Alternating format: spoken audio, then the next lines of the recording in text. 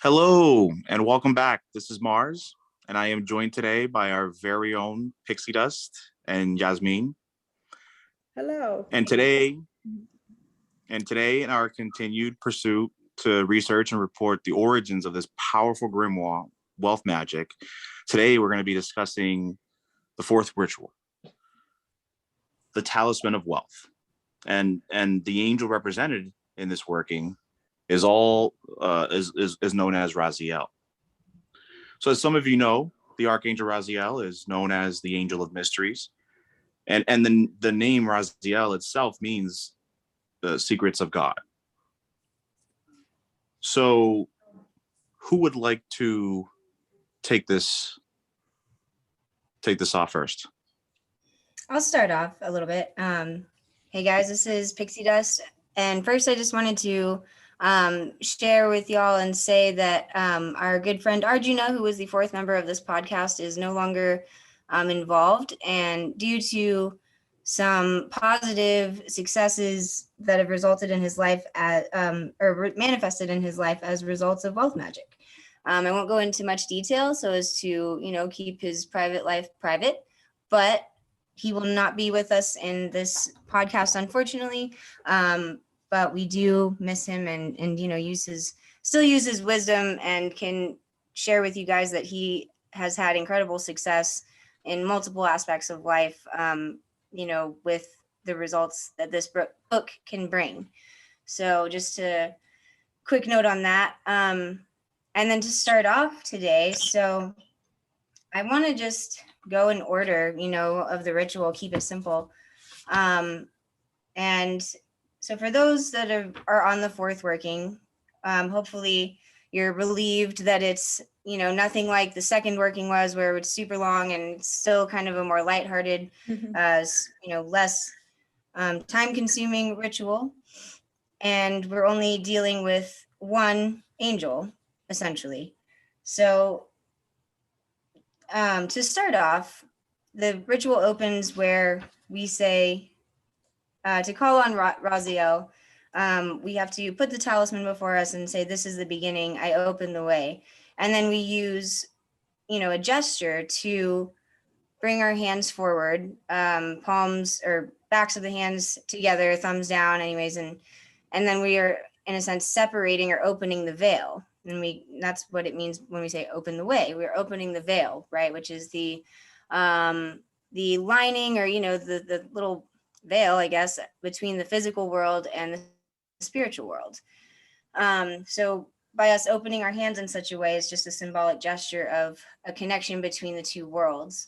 And then we have these visualizations in this ritual, which I'll just kind of do a quick little symbolism on what the visualizations mean. I tried to do like a Google on, if I could find where the whole phrases of visualizations are from, but I couldn't find anything yet. I'm sure they're from somewhere.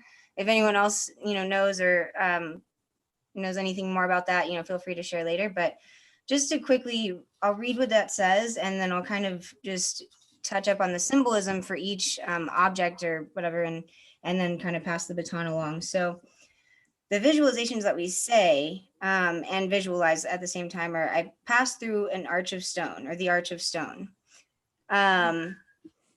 So stone, or arches of stone, in a sense, symbolize, first of all, a masculinity. They have a masculine sort of essence to them, which is symbolic of willpower, and drive and action and getting things accomplished, and using our energy for productive purposes. And then it also symbolizes strength and support, right? An arch of stone is going to be an arch of stone for as long as it can stand, and they're usually pretty sturdy. And so we open with that, we're kind of entering through this arch of stone, and bringing ourselves deeper into the magic and into the ritual. The next one is, I walk through a field of golden corn. Now corn, and they say specifically golden corn, corn by itself indicates spiritual goodness. So just spirituality in general. And then obviously with the gold color, that's symbolic of wealth. The next one being, I am warmed by the fire of the sun. Well, with fire, right? Another masculine property, but with the sun, that gives us life. It gives us energy. It symbolizes activity and creativity, and joy. And then I breathe. No, I'm sorry. I'm cooled by the water of the ocean. That one is symbolic, or the ocean is symbolic of power and strength, and also mystery and endlessness and truth, which is what we are trying to receive from Raziel in this ritual as well. And then there's I am steady on the firm earth, which earth, is, I believe, a feminine element.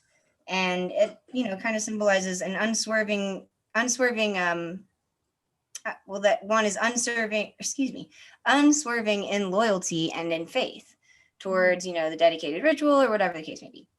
And then I breathe a sweet breeze, simply meaning, or symbolizing the force of nature, and also just like the current of life, like we need air to breathe, just as we need like the sun to live and everything. And then I feel the weight of the earth beneath me, I think is symbolic of just awareness of our size and humanness, and just the massive life form that we all live on, and what we can accomplish on it within the physical realm and the spiritual realm. So that's kind of what I gathered from, just to go into a little bit of the symbolism behind the visualizations here.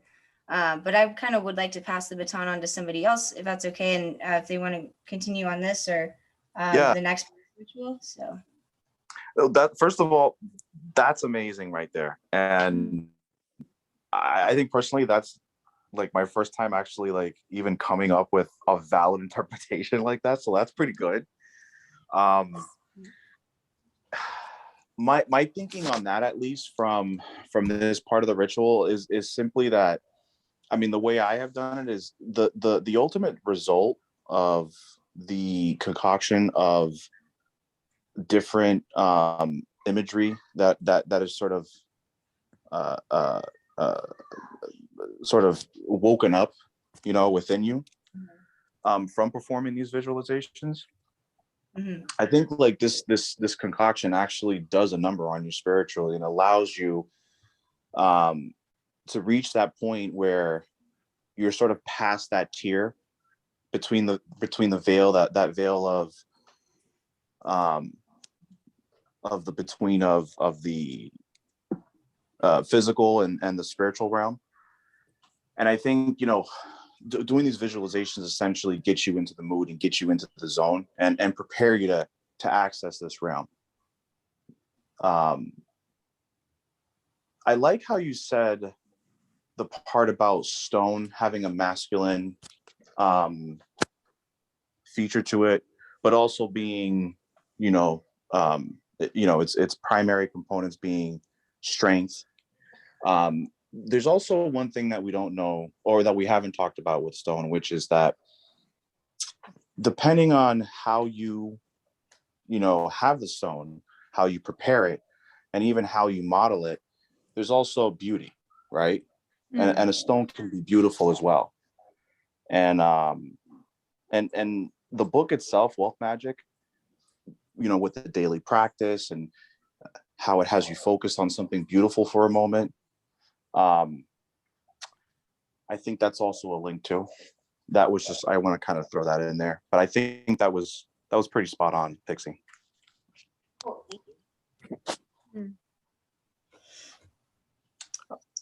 In the Kabbalah, Raziel is the angel in charge of Chokmah, which is the second Sephirah, and it's the pillar of it's the Sephirah of wisdom. As said previously, the Archangel is known for its mysteries, and keepsaking the secrets of God. In art, which is the universal language for all occultists specifically, Raziel is often depicted sort of being in this sort of bringing light into darkness, which symbolizes his work as bringing the light of understanding, right, into the darkness of people's perceptions, especially those who ponder the mysteries of magic. Raziel is often that sort of that click, that aha moment. And there's some side effects too. One of the key signs of Raziel's presence is an increased ability to perceive information outside of your physical self, outside of your senses, outside of the five, allowing you to really have that sixth sense, so to speak. And I mean, from my personal experience, Raziel really delights in revealing the universe's mysteries to people who are worthy. Yes. And yeah. And I believe that this specific archangel and the ritual itself plays a significant role with a major impact in your future. Such that not performing this would not give you everything else that you need. How do you think people, Jeff Bezos, Bill Gates, Elon Musk, they demonstrate that they have a lot of wisdom and a lot of knowledge, and they probably do. But in your pursuit for wealth, your wisdom, your knowledge is never going to, what I meant to say was knowledge is never going to be what makes you rich, right? Nikola Tesla is a great example of that. But what differentiates, Nikola Tesla from the Bill Gates or the Zuckerberg or the geniuses of today, those who are rich and who are experiencing wealth, is because of wisdom, is because they have an ability to see an opportunity and to seize it, right? I mean, this is my personal observation, right? So, everyone has their own, right? But what I'm saying is that in the pursuit of wealth, as you are achieving milestone after milestone in this journey with wealth magic and in the book, this archangel will have implanted within you a sense of understanding, right? And I feel this is an important piece of the puzzle, because there is this ability that you will have from this to perceive forces that are outside of your control. And I feel basically, that you could, with this, have the ability to analyze opportunities that are in harmony with what you are commanding to the universe being manifested. So what I'm saying is, I personally noticed this, that in the sense that it has manifested in my life as a demonstration of confidence in all of my wealth transactions. Essentially, for me, taking risk is either clear to me or it's not. And if it's clear to me, and if I see the vision, I will take the risk. Yeah. Also, if you look at the ritual, what you're saying, first of all, Raziel is the gatekeeper, as we know, the spiritual realm, kind of. So, like you said, he has that ability to connect us. And in the call, it says, "I call on the Raziel and the East to connect me to the secret angels of the universe." And then later, after the Hebrew and the Raziel, Arzale, and Raziel, "I call on the Raziel in the East to connect me to the secrets of the universe." So that ties in very much with what you were just saying, Mars. And just to add a quick symbolism about the direction of the East, which we may have talked about in another podcast, but that is this the direction that the sun rises to, right? So symbolic of just light and life and newness and nurturing, even. And so and also like that's the direction, you know, it's like whenever I picture, like I call on the Arzel in the east, I almost picture like a rising sun a little bit, you know, maybe not everybody does. And it just adds power to, I think, the attention that we're giving the angels. You know, maybe not everyone visualizes the sign. The ritual will be the same either way if you do or don't. But for me, that is what I tend to visualize whenever I say that. So I just wanted to throw that in there really quick. Mm. Yeah, I mean, you usually face east to pray to God, Mm-hmm. call the angels. That is the direction. And I mean, other religions do it too. Muslims pray towards the east, you know, it's that direction. Yeah. Yeah. Actually, just wanted to say, and I could be wrong, but I actually think they pray to Mecca. But depending on where you're from, it may be the east.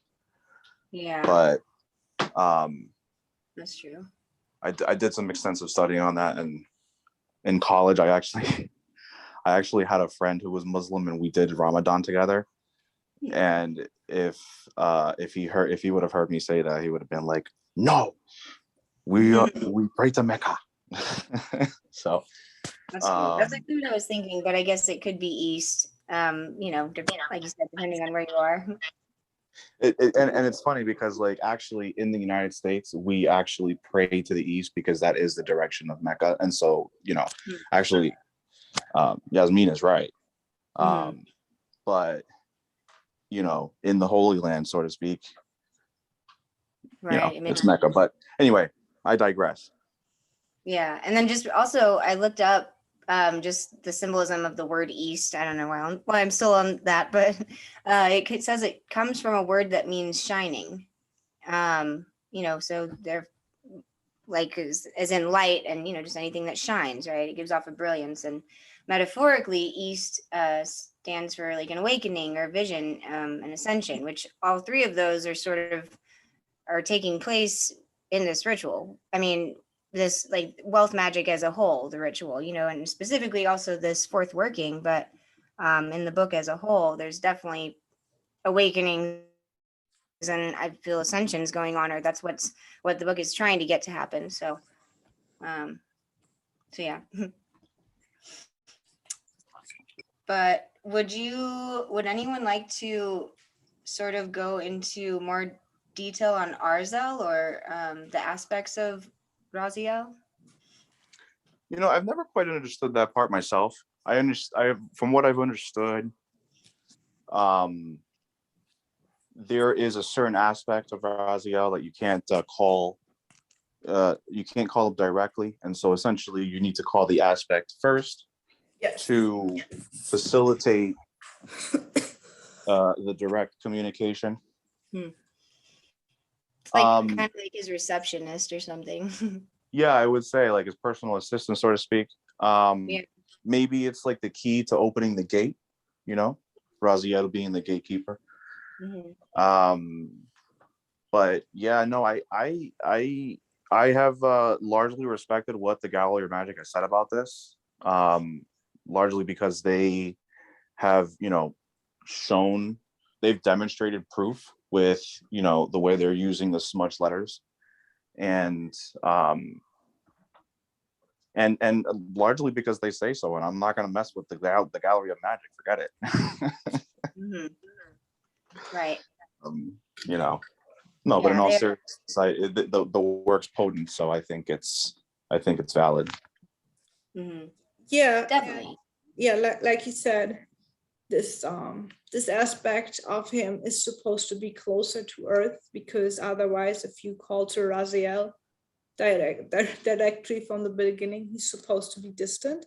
And also, I just wanted to say, you know, new avatar power does the same thing. The meditation that you do before every working and new avatar power, same thing. You call Raziel. And from then on, you go into all the different rituals that you can do. So apparently that's the opener, because after that, if you read the text, the conjuration, you actually do say Raziel, but Raziel always comes first.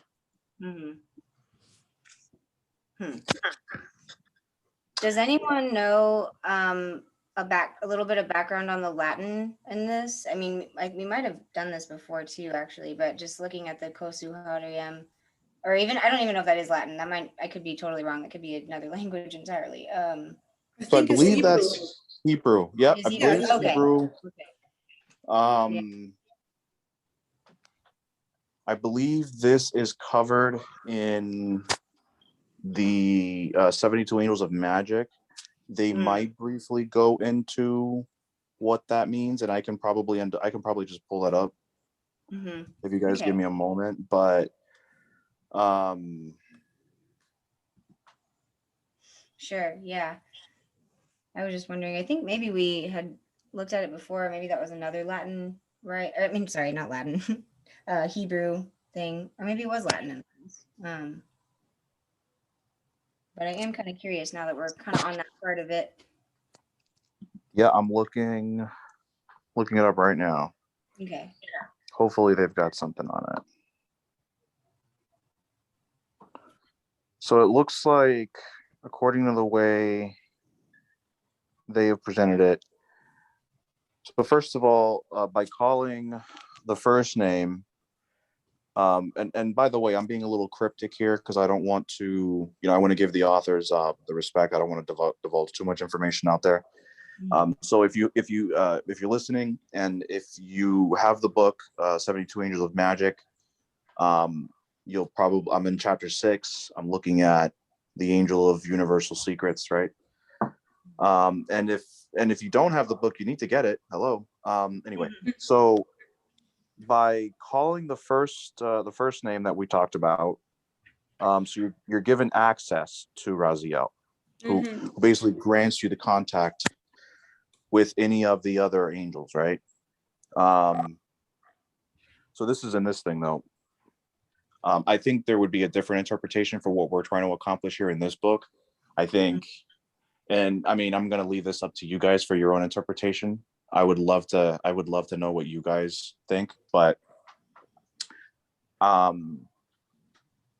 think in the context of wealth magic, Raziel is playing more of a advisory approach, kind of giving you a sixth sense and allowing you to have the gift of understanding when it comes to things related to your journey in wealth. But at least in chapter 6 of this book, we're talking about giving you access, the ability to perceive and communicate with the angels, right?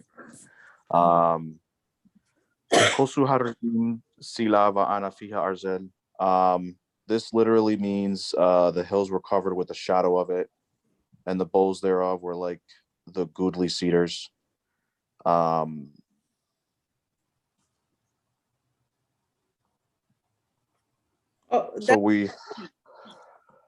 Yep, go ahead. That's in the book, this phrase, I mean, this translation that you're reading? Yes. Wow. Yep. I didn't In 72 remember. Angels of Magic? Chapter 6 of 72 Angels of Magic, yep, it's in there. So Naka Yahweh is basically, I think we all know that one. It basically means to recognize God, or it's typically the opening phrase.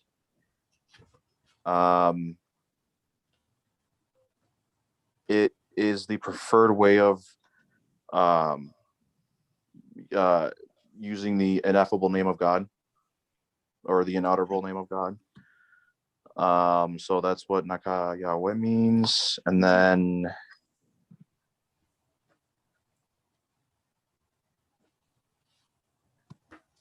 you're in doing so, what the presented ritual offers you is a much more cooperative way of calling on this powerful archangel and getting him to, do what you need him to do. But the question is, what do you need him to do in this book? What is, and this is where I open up the floor to you, ladies. What do you think he is actually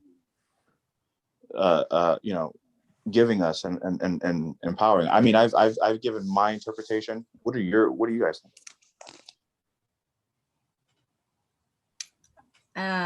I'll go ahead and go, I guess. You're referring to Arzel or Raziel, both, right? Kind of. Correct. Yeah. More so Raziel. Raziel. Yeah. Okay. I think, he will listen essentially to whatever our intention is. Like I try to, when I've done this in the past, this ritual, I've tried to have a clear intention of what it is I want him to bring me. As far as wealth, I mean, not super detailed, but like a general, subject. And I think you were right in what you said earlier, where he also brings you, the awareness of secrets around you, of the universe communicating. Maybe more awareness opens up. And actually, now that I'm thinking about it, the fourth working for me wasn't necessarily like a very prosperous time financially. Like I wasn't necessarily doing great. I think that might have actually been a time where I was more so struggling. But it was also the time where a lot of like synchronicities were taking place, or that I was aware of, and opportunities. So, I think as long as our intention remains clear and consistent throughout the ritual, then then Raziel will meet us with that. And then maybe more or possibly less. But most of what we've asked for, but it's up to us, I think, to ask him for what we want, because he's here to provide us with the secrets of the universe, not to read our minds and do it for us. Like we have to be clear with our own desires and wants and intentions. So what about you, Yazin? What are your thoughts? I think that since he's the one that connects you, has the ability to connect you to all types of spirits in general, that he's central to really opening up all of this and approving. I don't know if that sounds weird, but it's almost like I picture him like this angel, almost like a judge in heaven, that he puts his stamp on it and says approved. And he connects it to everyone, and like it's approved by him. Yeah. And he gives you the wisdom for wealth of what you need to do. Right. You need to do things in order to become wealthy, but that he's central and like way above these other spirits in some way, and the stamp on it. That's how I feel about this. I know it sounds funny, but yeah, I agree though. I agree, even if it does sound funny, but I think you're right. It's like, and like Mario said also, it's almost like he's I forgot how you said it, I guess, but just that he's kind of I don't know, sorting or deeming whether or not you're worthy to even receive the secrets of the universe. And therefore giving the stamp of approval. So if you get a stamp, then you're good to go, and if not, then maybe work on something. I guess. right. Exactly. Yeah. And then also I wanted to, like I said, on the question that you had posed, Mario, where it was like, I'd like to, this is exactly maybe what you just asked, but just what is your interpretation of the role of Archangel Raziel in your journey to achieve wealth?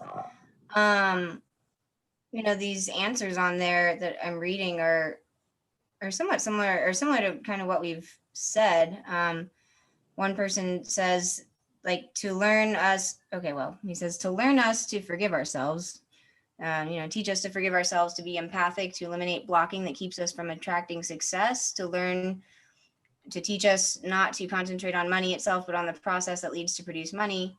A lot of these answers, just have to do with like the journey of wealth. And I totally, definitely agree. I think that also We just have to be clear, like I said, with our intent that it's our wealth that we're trying to boost, or manifest. So, and yeah, and I don't know, a lot of people refer to him as the gatekeeper too. So it kind of just backs what we've been saying about, the stamp of approval and, you know, allowing you to pass or not pass. So. Right. One of the comments that was made was that Raziel clarifies huge systems that have so many parts, like the journey to wealth, that seem indecipherable. Then Raziel points to solutions. And I think this really describes what I was trying to say earlier about that, which is that, the bit about me being able to look at risk a little bit more differently. And, in order for you to start a business, you don't blindly start a business, right? You start a business because you think that there's an opportunity, that there's a gap that can be filled, and that, you have, whether it be a product or a service, you have the ability to provide it at such a rate where you can, maintain a profit. And so this is risk. And there are other factors, right, that should be factored in when you're factoring business risk in your analysis. But in general, how do some of the biggest names out there, billionaires, assess risk? Well, they probably have analysts, first of all, who are doing it, but a lot of times they will go out on a limb because they have a vision and they have an opportunity. I mean, some people can sell salt to a slug. Some people are really good salesmen, and in today's terms, you might have a really good business idea that ends up becoming a very profitable startup. I mean, this is how Mark Zuckerberg did it when he was in Harvard. Some people do get lucky, right? Some people, I do believe, they do get lucky, but others, because I promise you that if you're listening to this right now, you're probably not very lucky, and you're probably wondering, okay, what's the next step after I finish this book?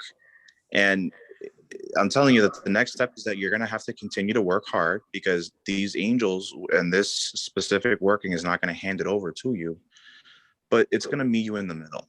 And you're gonna get,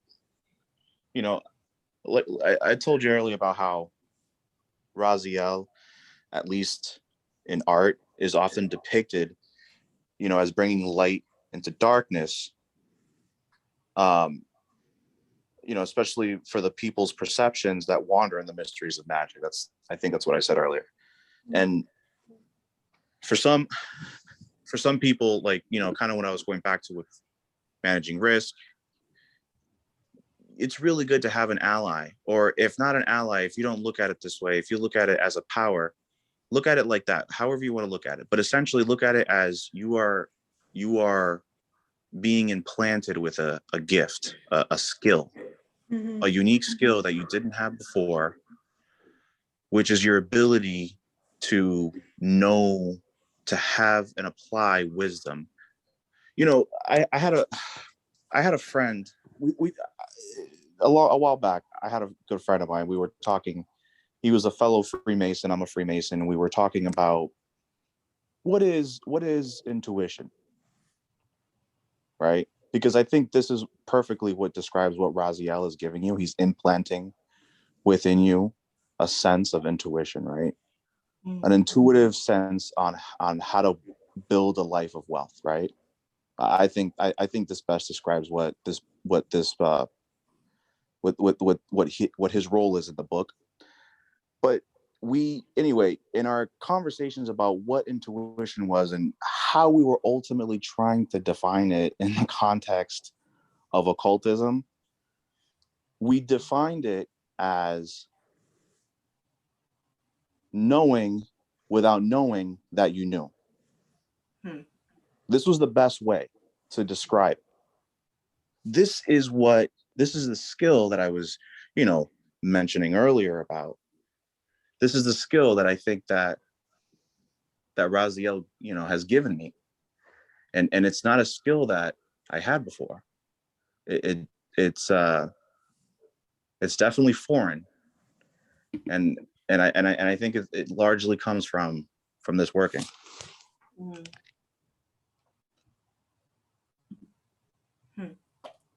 Yeah.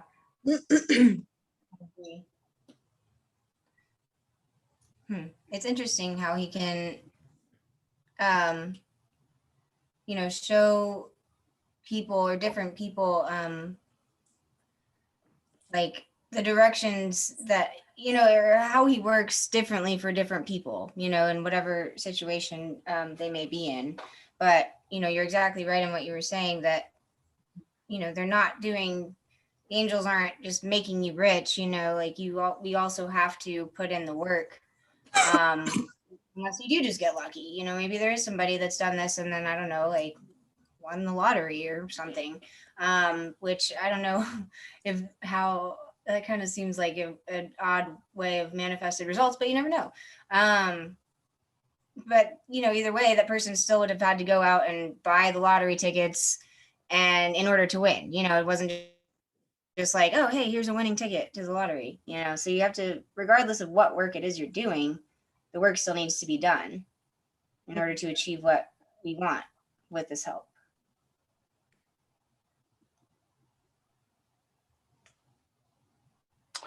Absolutely. So how do you guys feel? Do you think we covered everything? Do you think that do you think we missed anything at all? I don't think we're good. I don't. Yeah, I think we're good. I think so. I think we did a really good job. Yeah. Of providing our accounts. I want to say thank you very much to the both of you. I also want to say congratulations to Arjuna, as Pixie does have. Yes, congrats Arjuna. Definitely, that's amazing news. I wish nothing but the best for you, and and God bless, man. Godspeed. I think we did cover this. We will be continuing on with our next video, which is going to be the 5th working, where we're going to be talking about changes and competition. Woohoo! Until then, thank you very much for everyone who stuck by and waited for us to enjoy this wonderful summer. We took off on intermission, but we're back. We're in full force, and we are ready to bring the noise. Until then, thank you very much, everyone. Yes, thank you. Thank you. Thanks, guys. Bye-bye. Next time. Bye. Bye.